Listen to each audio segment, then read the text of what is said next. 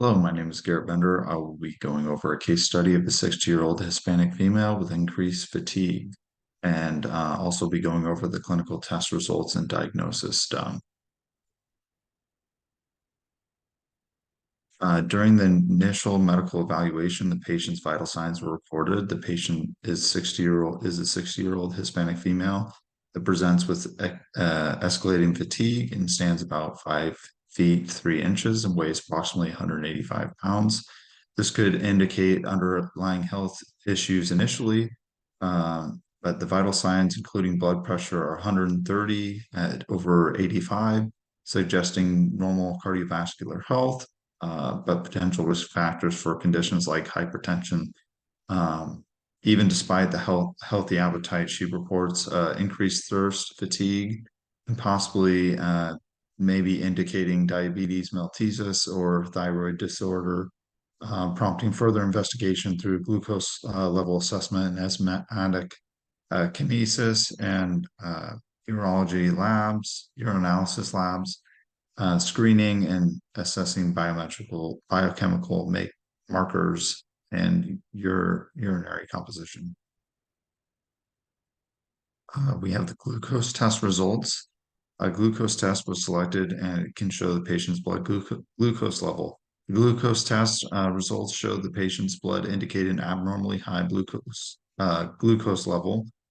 The blood glucose meter read 200 milligrams per deciliter, which surpasses the normal fasting blood glucose level, which typically falls within a range of 70 to 100 milligrams per deciliter.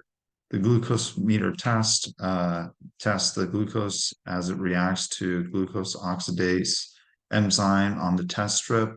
The glucose oxidase catalyzes glucose oxidation and gluconic acid and hydrogenic peroxide. Hydrogen peroxide reacts with a mediator molecule to produce a small electrical current. The current magnitude is proportional to the glucose concentrate, and the glucose meter correlates the current to the blood glucose level. So that's kind of how it works in the test. The Benedict reagent test, which measures the presence of reduced blood sugar glucose, results in orange coloration, which suggests that there's a high correlation with reduced sugars in the sample, further substantiating elevated glucose levels.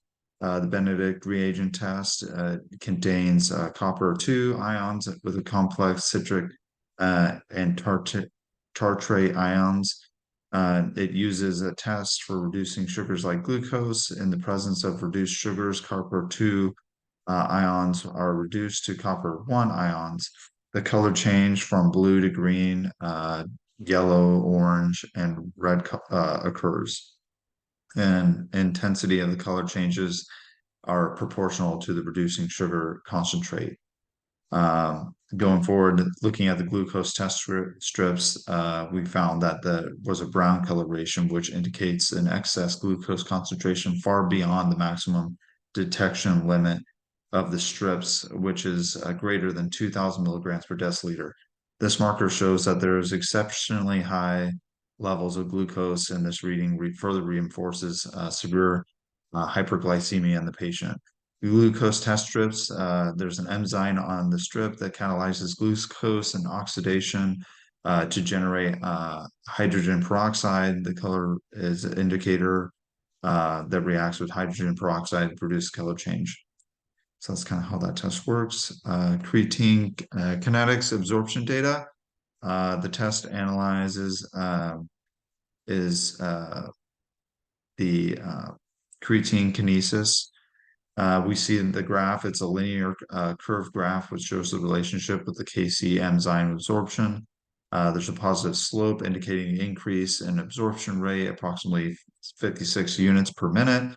The root mean square root of 22.7 units suggests that there's a minimal variation around regression line. There's a high correlation coefficient of 0.996, indicating a strong correlation between absorption and time. The findings suggest a rate change of KC enzyme absorption, which falls over time, which would be consistent with normal KC levels. The creatine kinesis is found in various tissues of the muscle tissue. It catalyzes the conversion of creatine, adenosine diphosphate to phosphocreatine and adenosine triphosphate, ATP. And it plays a crucial role in cellular energy metabolism, and particularly in the muscles. The absorbance measurement, it's a test to measure the absorption of light for creatine kinesis and the change in the enzyme activity over time and absorption of light and the reaction mixture. The detection of abnormalities, the test detects different Kc levels that are relevant, such as elevated levels associated with muscle injury, heart attack, or other medical conditions. Normal ranges of Kc's fall and it varies depending on the factors such as age, sex, and muscle mass. When looking at the lactate dehydrogenase test, we find looking at the graph, there's data that reveals a positive linear relationship between the LD enzyme absorption with a rate of 126 units per minute. There is a high correlation. Despite the variations, there's a strong correlation coefficient of 0.992, indicating a robust relationship between absorption and time.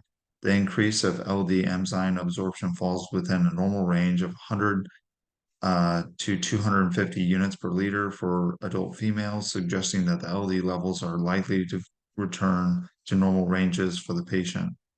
The significance of the test, the LD enzyme for patients' health, the LD enzyme presents in various body tissues, including the heart, liver, muscle, and kidney, indicating tissue damage or disease when levels are elevated. Although the LD levels are increasing, they remain within normal ranges, suggesting mild tissue damage with potential improvement in the patient's health. The chemistry behind this test, LD facilitates the inter conversion of lactate and pyruvate along with NADH and NAD plus absorption of LD enzyme over time reflects the enzyme's catalyzed reaction with an increase indicating the higher product concentration of pyruvate or lactate correlating with LD levels in the sample. The value of the test offers crucial insight into the patient's health, indicating tissue damage or disease progression. Uh, so looking forward, we're looking at the urinalysis panel, looking at the protein test specifically, which is urine, which is collected in an 8 millimeter vial and is boiled to check for protein participant, revealing normal protein levels, which were none to be seen.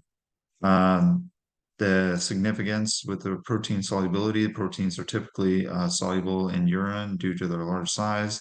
The boiling effect disrupts the protein structures, causing aggregation if present in high concentration. And we interpret that based on the absence of participants, suggesting normal protein levels, indicating the proper kidney function.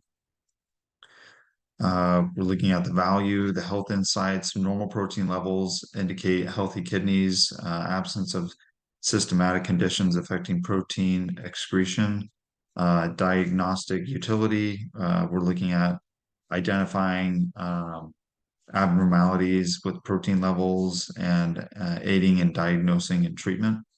When we're looking at connection to other tests, there's the absence of protein participants along with normal lactate dehydrogenesis levels, suggesting no significant kidney dysfunction or tissue damage. So that's what we're seeing so far with the urinalysis panel. When we're looking at this, another test, the specific gravity and pH levels, the specific gravity was normal, but the pH level was abnormal, indicating a lower acidity. The electrolyte panel, there's a decrease in the phosphate ions which suggest electrolyte imbalance, ketones and bilirubin tests. There was an elevated level of ketones, which could point to potential diabetic ketoacidosis due to insulin deficiency.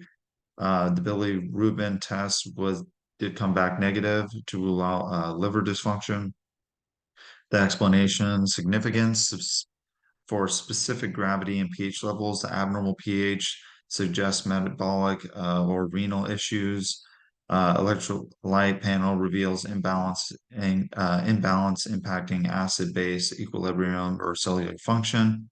With the ketones or bilirubin tests, high levels of ketones prompt urgent intervention for diabetic ketoacidosis, with bilirubin uh, being none or low, would exclude liver dysfunction as a cause of metabolic abnormalities.